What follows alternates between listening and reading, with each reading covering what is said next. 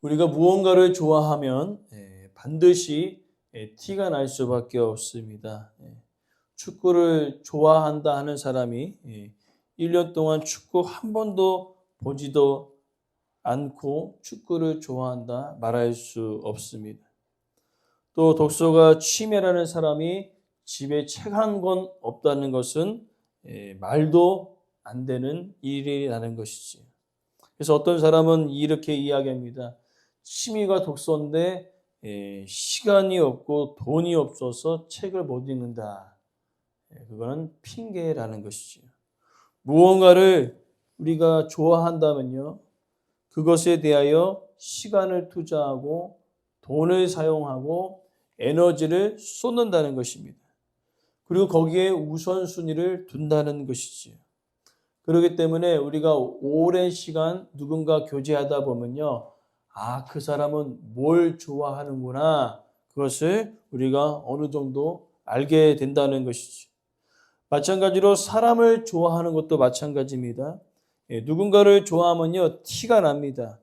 그 사람을 자주 생각하고 일부러 생각하지 않아도 계속 떠오르게 되어지고, 또 심할 경우는 어떤 일에 집중하지도 못할 정도로 그 사람과 함께 하고 싶다는 것이죠. 집 근처에 가도 좋고 그 사람이 머물었던 장소에 가도 좋고요. 그래서 결국에는 그 사람과 함께 시간을 나누고 싶어 해서 또 그 사람과 깊은 교제를 통하여 결혼도 하기도 한다는 것이죠. 그렇기 때문에 누군가를 좋아한다 반드시 티가 내게 되어 있다는 것이지요. 그러나 정상적이지 않고 상대방을 배려하지 않고 일방적으로 행동하는 사랑은 집착이고 스토킹이 될 수 있는 것이죠. 종교라는 것도 마찬가지입니다. 종교도 신을 믿으라고 섬기라고 이야기합니다. 따르고 본받으라고 이야기하죠. 그러나 사랑하라고는 이야기하지 않습니다. 많은 종교가 나를 따르라, 본받으라 얘기하지만 어느 종교도 사랑하라 라는 이야기를 하지 않습니다. 그러나 유일하게 사랑하라, 그리고 먼저 내가 너희를 사랑했다 라고 얘기하는 건 기독교밖에 없다는 것이죠. 하나님께서 먼저 우리를 사랑하셨고 또한 우리는 하나님의 사랑을 받은 자임을 믿습니다. 오늘 시편 84편의 내용은요, 이와 같이 먼저 우리를 사랑하신 그 하나님의 사랑에 대해서 오늘 시편의 기자는요, 그 하나님의 사랑을 노래로 표현하고 있는 것을 볼 수 있습니다. 그래서 우리 본문에 보니까 셀라라는 단어가 2번 반복되어지고 있는데 그것을 중심으로 크게 세 단락으로 나눠진다는 거죠. 1절에서 4절, 5절에서 8절, 9절에서 12절. 세 가지 방법으로 하나님의 어떠하심에 대하여 이야기하며 나는 그러하기에 하나님을 사랑한다 라고 고백하고 있는 것을 볼 수 있습니다. 오늘 본문의 말씀을 통하여서 내가 정말 하나님을 사랑하고 있는지, 그렇다면 내가 얼마나 하나님을 사랑하는지 우리가 말씀을 통해 살펴보기를 원합니다. 첫 번째로는요, 1절부터 4절에 나는 하나님을 사모합니다 라고 고백하고 있는 것을 볼 수 있습니다. 1절에서 2절은요, 감탄으로 시작하고 있습니다. 만군의 여호와 주의 장막이 어찌 그리 사랑스러운지요.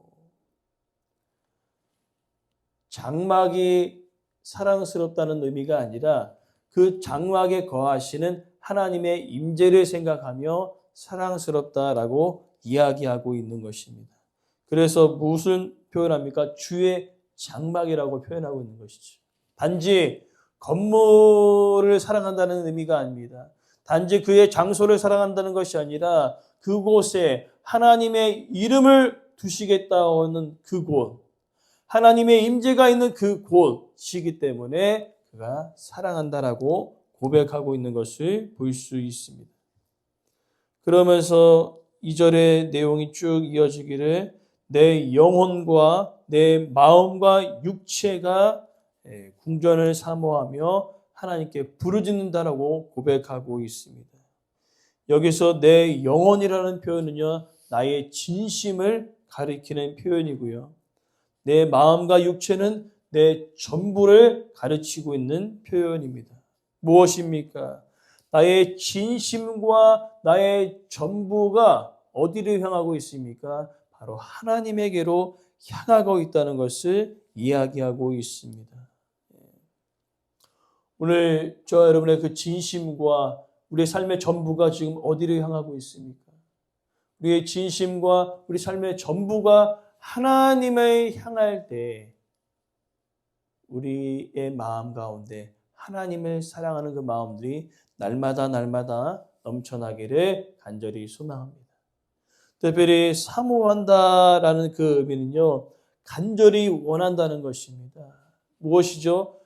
내 삶에서 가장 우선순위가 무엇임을 표현하고 있는 것입니다. 무엇이죠? 내 진심과 내 전부를 드릴 만큼 나의 가장 우선순위는 하나님 되심을 선포하고 있는 것이죠. 소망하는 것은 우리의 우선순위가 세상에 다른 많은 것들도 있겠으나 가장 먼저는 하나님이 되어지는 놀라운 은혜가 있기를 간절히 소망합니다. 그러면서 하나님에 대한 사랑을요, 3절에 이렇게 표현합니다. 나의 왕, 나의 하나님, 만군의 여호와여. 그러면서 뭘 표현하고 있냐면, 누구를 부러워하고 있냐면요, 주의 제단의 참새, 그 다음에 제비. 지금 누구를 부러워하고 있습니까? 참새, 제비를 부러워하고 있습니다. 왜 그렇습니까? 그들이 거한 초소가요, 바로 만군의 여호와가 계신 성소 안에 참새와 제비가 집을 틀었다는 것이지. 이것은 무엇입니까? 예루살렘을 중심으로 했을 때에 예루살렘에 가까이 있는 사람들은요, 날마다 그죠, 하나님을 예배하는 그 성소에 가까이 나아갈 수 있습니다. 그러나 멀리 있는 사람은 쉽지가 않죠. 그렇기 때문에 오늘 본문의 내용이 혹시나 멀리 떨어져 있는 자들에게 참새와 제비를 봤을 때는 얘네가 정말로 복 있는 애들인 거죠. 그래서 시인은 부러워했다는 겁니다. 아, 나도 이 성전에 가까이 살았으면 좋겠는데, 나도 성전 안에 늘 하나님과 함께 했으면 좋겠는데, 단지 거리의 문제가 아니라 뭘 부러워하냐면요, 그곳에 함께 있다는 것이죠. 하나님과 함께하고 있다는 것이 너무나 부러웠다는 것입니다. 아마 짝사랑을 해본 경험이 있는 분들은 이 말이 이해가 될 것이죠. 누군가 있는데 누군가 내가 좋아하는 그 사람과 함께하고 있는 사람들 보면요, 되게 부러운 거예요. 아, 나도 그 친구와 함께 가까이 지냈으면 좋겠는데. 그러면서 그 친구가 부러워지는 것처럼 오늘 시편의 기자는요, 성소에 집을 튼 참새 제비가 너무나 부러웠다는 것입니다. 그러면서 4절에 이렇게 고백하지요. 주의 집에 사는 자는 정말 복되도다. 정해진 절기나 또 예배 시간마다 가끔씩 왔다 갔다 하는 사람이 아니라 오히려 성소 안에서 일하는 사람이 너무나 부러운 거죠. 아, 그분들은 맨날 주의 집에 있으니까 얼마나 좋을까라고 이야기하고 있다는 것이죠. 그러나 요즘은 어떻습니까? 요즘은 정말로 주의 전을 사모해서 매일 오기보다는요, 어쩌다 한번 오는 사람들이 많다는 것이지. 왜 그렇게 되었습니까? 그들의 입술은 이렇게 얘기합니다. 내가 너무나 하나님을 사랑합니다라고 얘기하는데 주일에 한 번 오는 경우도 있고 때로는 주일에 한 번 오기도 힘든 사람들도 있다는 것이지요. 정말로 사랑하는 사람이면 어떨까요?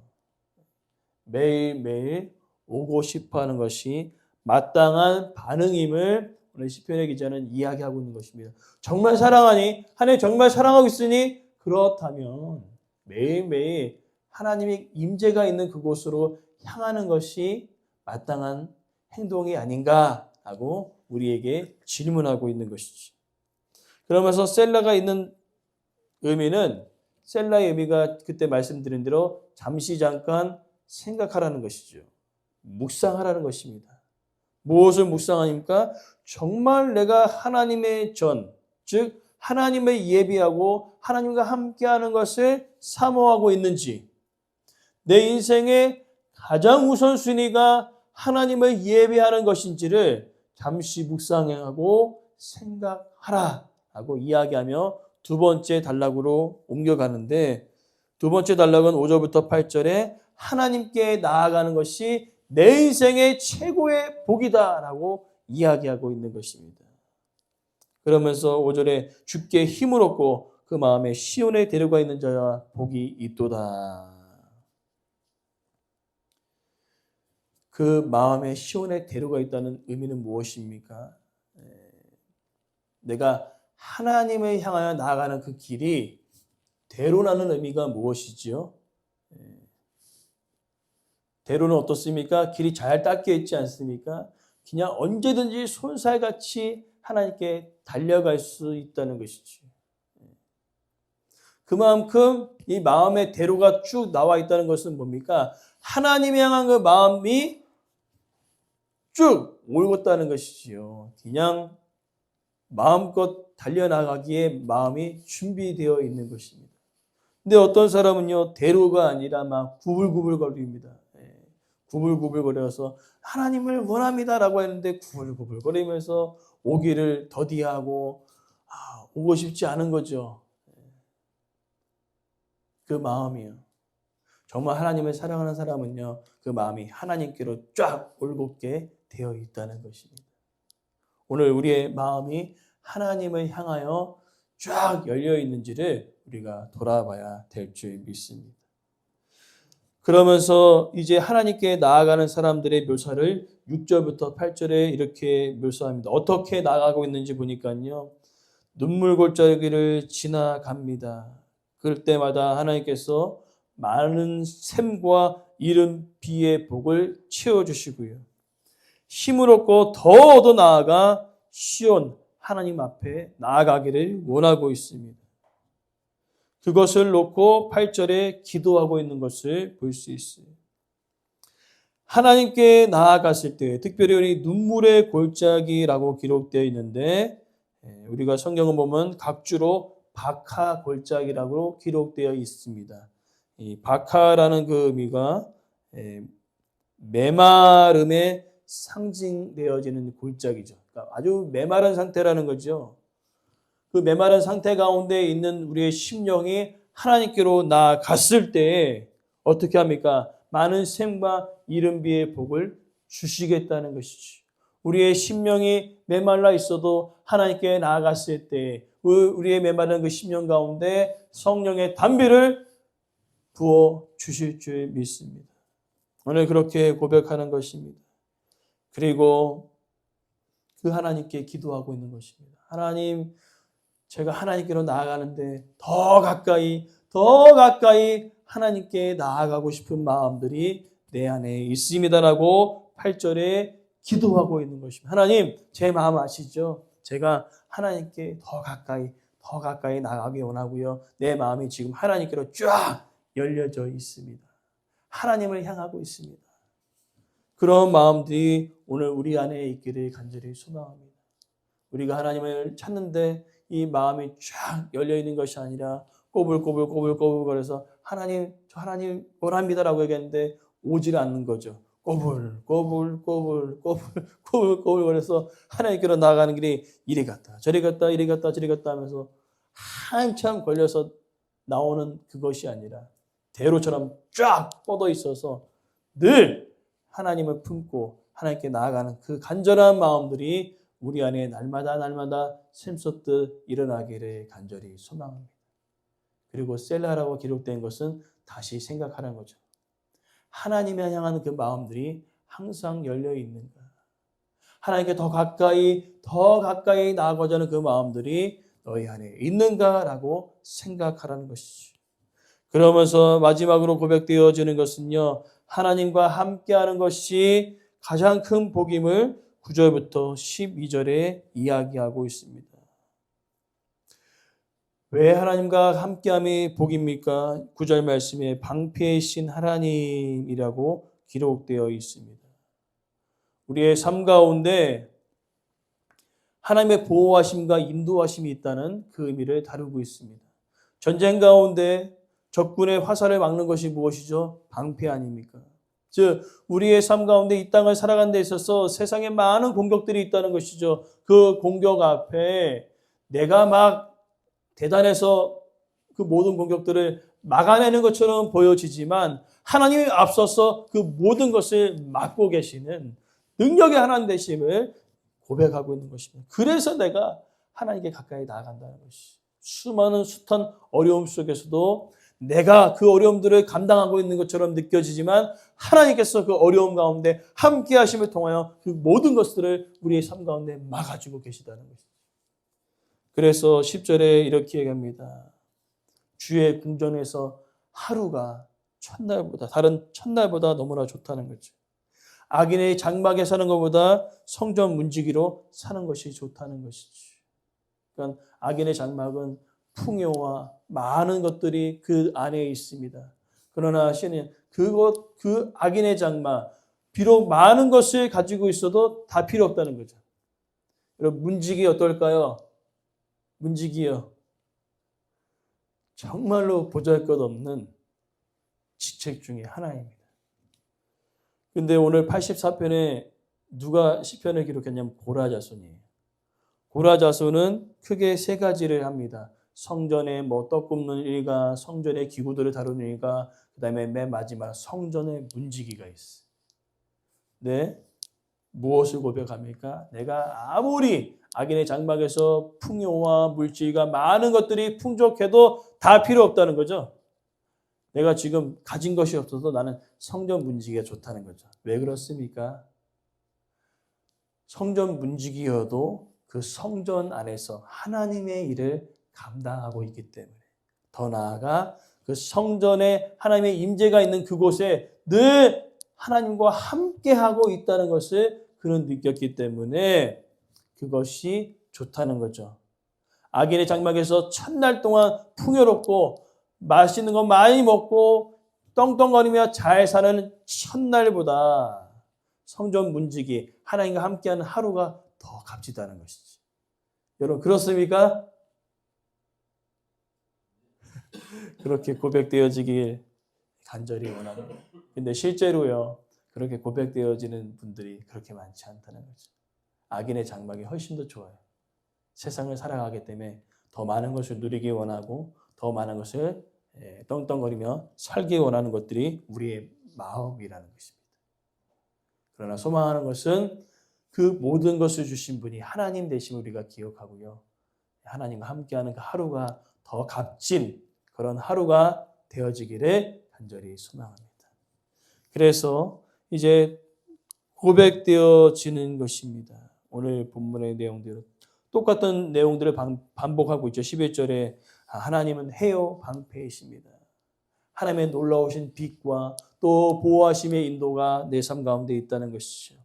아무리 어둡고 힘든 그 삶이라도 하나님께서 빛을 비춰주실 때 우리 안에 소망이 있다는 것이죠. 우리 안에 기쁨이 있다는 것입니다. 그래서 12절에 보니까요. 여호와께 의지하는 자가 복이 있다고 이야기하고 있습니다. 왜 그렇습니까? 11절 하반절 말씀 함께 따라합시다. 좋은 것을 아끼지 아니하십니다. 아멘. 하나님을 의지하는 자, 하나님께서 모든 좋은 것을 필요에 따라 공급하시기에 나는 주님과 함께함이 가장 큰 복임을 고백하고 있습니다. 오늘 이 시편의 말씀을 통하여 여러분 우리의 마음을 좀 점검하시기 바랍니다. 하나님을 사랑하고 계십니까? 그렇다면 가장 우선순위가 바로 하나님을 예배하는 우리의 삶이 되어지길 간절히 소망합니다. 그리고 정말 하나님을 사랑하고 계십니까? 우리의 마음이 대로처럼 열려 하나님을 날마다 향할 수 있는 그 마음들이 회복되어지기 원합니다. 정말 하나님을 사랑하고 계십니까?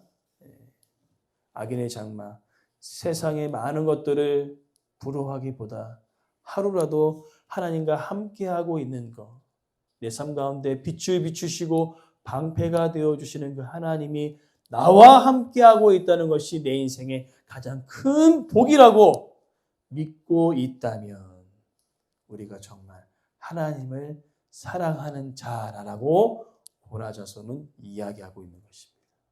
오늘 그와 같은 주를 향한 사모함이 그리고 우리의 마음이 또 우리의 생각과 모든 행동들이 주님과 함께하는 그것이 우리 인생의 가장 큰 복이며 가장 우선순위가 되어지는 놀라운 은혜가 저 여러분 삶 가운데 있기를 간절히 소망합니다.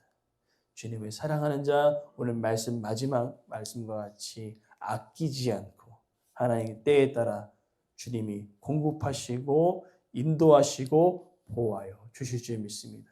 그 하나님은 우리의 해와 방패가 되어 주십니다.